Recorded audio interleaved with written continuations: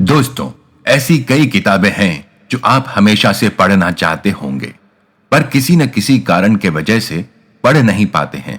और कुछ किताबें तो आपके बुक शेल्फ तक भी पहुंच जाती हैं, पर आप तक नहीं। ये ऐसा ही है जैसा कि खजाना हमारे पास हो और हम उसे दुनिया जहां में ढूंढ रहे हों। स्वागत है आपका हमारे show big stories in few words में, जिसमें आज हम लाए हैं एक ऐसी ही बेहतरीन बुक की समरी, द एल्केमिस्ट। इसे लिखा है पाउलो कोएल्हो ने। द एल्केमिस्ट, सपनों और नियति की यात्रा। पाउलो कोएल्हो की द एल्केमिस्ट एक जादुई कहानी है जो अपने सपनों का पीछा करने और दिल की सुनने के बारे में है। यह कहानी सेंटियागो नाम के एक गडरिया लड़के की यात्रा को दर्शाता है जो एक छुपे हुए खजाने को खोजने का सपना देखता है। इस समरी के माध्यम से हम सेंटियागो की यात्रा के सार को समझने की कोशिश करेंगे। सेंटियागो एंडालुसिया की पहाड़ियों में एक युवा गडरिया है। उसे एक छिपे हुए खजाने का सपना बार बार आता है जो मिस्र के पिरामिड के नीचे दफन है। जिज्ञासु और दृढ़ संकल्पित, वह एक जिप्सी भविष्यवक्ता की मदद लेता है जो उसे इस खजाने की खोज की दिशा में आगे बढ़ने के लिए प्रेरित करती है।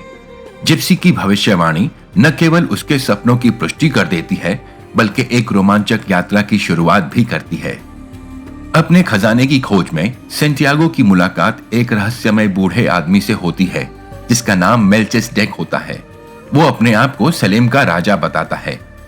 मेल्चिसेडेक सेंटियागो को पर्सनल लेजेंड यानी कि पर्पस की अवधारणा से परिचित कराता है। पर्सनल लेजेंड वो है जिसे पाने के लिए हर व्यक्ति इस दुनिया में आता है। वह सेंटियागो को दो जादुई पत्थर उरीम और थुमीम देता है और उसे अपने दिल की सुनने और अपने सपनों का पीछा करने की सलाह देता है। यह मुलाकात सेंटियागो के लिए एक महत्वपूर्ण मोड़ साबित होती है और उसे अपने खजाने की खोज में नई प्रेरणा मिलती है। मेल्चिसेडेक की सलाह पर सेंटियागो अपने गधों को बेचकर अफ्रीका की यात्रा पर निकलता है, लेकिन जैसे ही वह टैंजानिया पहुंचता है, उसे धोखा देकर उसकी सारी संपत्ति छीन ली जाती है।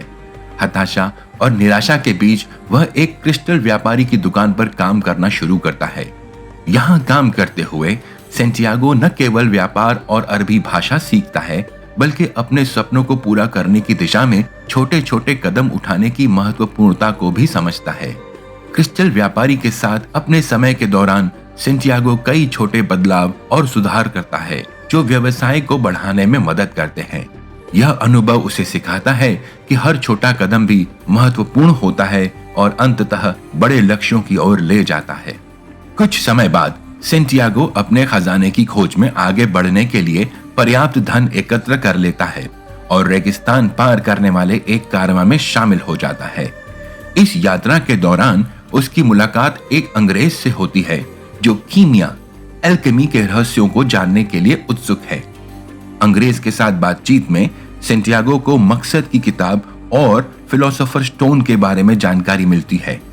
कारवां के सफर में सेंटियागो को कई कठिनाइयों और चुनौतियों का सामना करना पड़ता है, लेकिन वह अपने लक्ष्यों के प्रति अडिग रहता है। रेगिस्तान की कठिन परिस्थितियों में उसे धैर्य, विश्वास और समर्पण का पाठ मिलता है। कारवां उसे अल फयूम नामक एक ओएसिस तक ले जाता है, जहां उसकी मुलाकात फातिमा नामक एक सुंदर और रहस्यमयी लड़की से होती है। फातिमा से मिलकर सेंटियागो को सच्चे प्रेम का एहसास होता है और वह उसके साथ अपना जीवन बिताने का सपना देखने लगता है। लेकिन फातिमा उसे अपने खजाने की खोज को पहले पूरा करने की सलाह देती है। वह उससे यह विश्वास दिलाती है कि सच्चा प्रेम कभी अपने साथी के सपनों के रास्ते में नहीं आता। फातिमा का यह विश्वास और समर्थन सेंटियागो को आगे बढ़ने की शक्ति देता है। सेंटियागो का फातिमा के प्रति प्रेम और उसकी वफादारी उसे उसकी यात्रा में सहारा देती है और उसे अपने खजाने की खोज में एक नया उत्साह मिलता है। ओएसिस में रहते हुए सेंटियागो की मुलाकात एक रहस्यमयी एल्केमिस्ट से भी होती है जो उसे आत्मज्ञान और ब्रह्मांड की भाषा के गहरे रहस्यों से परिचित कराता है। एल्केमिस्ट सेंटियागो को सिखाता है कि कैसे अपने अंतर्मन की सुने और अपने दिल की भाषा को समझें। वह उसे यह भी सिखाता है कि कैसे प्रकृति और ब्रह्मांड के संकेतों को पढ़ें और समझें। एल्केमिस्ट के साथ रहते हुए सेंटियागो को कई महत्वपूर्ण और अद्भुत अनुभव होते हैं जो उसे आत्मज्ञान की ओर ले जाते हैं। एल्केमिस्ट के मार्गदर्शन में सेंटियागो को यह समझ में आता है कि असली खजाना बाहर नहीं बल्कि उसके अंदर है। एल्केमिस्ट के साथ सेंटियागो एक लंबी और खतरनाक यात्रा पर निकलता है जिसमें उन्हें कई कठिनाइयों और चुनौतियों का सामना करना पड़ता है। इस यात्रा के दौरान सेंटियागो को अपनी शक्तियों और क्षमताओं पर विश्वास करना सीखना पड़ता है। एक महत्वपूर्ण घटना में उन्हें एक दुश्मन जनजाति द्वारा बंदी बना लिया जाता है और सेंटियागो को अपनी जान बचाने के लिए हवा में बदल जाने की चुनौती दी जाती है। यह एक महत्वपूर्ण मोड़ था जहां सेंटियागो अपने आत्मज्ञान और आत्मविश्वास का प्रयोग करके इस असंभव चुनौती को पूरा करता है। इस घटना के बाद सेंटियागो को अपने भीतर की शक्ति और ब्रह्मांड के साथ अपनी एकता का अनुभव होता है। अंततः सेंटियागो मिस्र के पिरामिड तक पहुंच जाता है जहां उसे अपने सपनों का खजाना मिलने की उम्मीद होती है, लेकिन पिरामिड के पास पहुंचकर वह एक और कठिनाई का सामना करता है। उसे कुछ लुटेरों द्वारा पकड़ लिया जाता है जो उसका सारा धन छीन लेते हैं और उसे बुरी तरह पीटते हैं। इस दौरान सेंटियागो को पता चलता है कि असली खजाना आखिर कहां है। वो स्थान कोई और नहीं बल्कि वही जगह है जहां उसने अपने सफर की शुरुआत की थी, एंडलुसिया का चर्च। यह समझने के बाद सेंटियागो को एहसास होता है कि असली खजाना तो वो अनुभव और ज्ञान है जो उसने इस पूरी प्रक्रिया में इस यात्रा से हासिल किया। सेंटियागो वापस एंडलुसिया लौटता है और उस चर्च के पास खुदाई करता है जहां उसने अपने सफर की शुरुआत की थी। यहां उसे सचमुच का खजाना मिलता है, सोने के सिक्के और बहुमूल्य रत्न।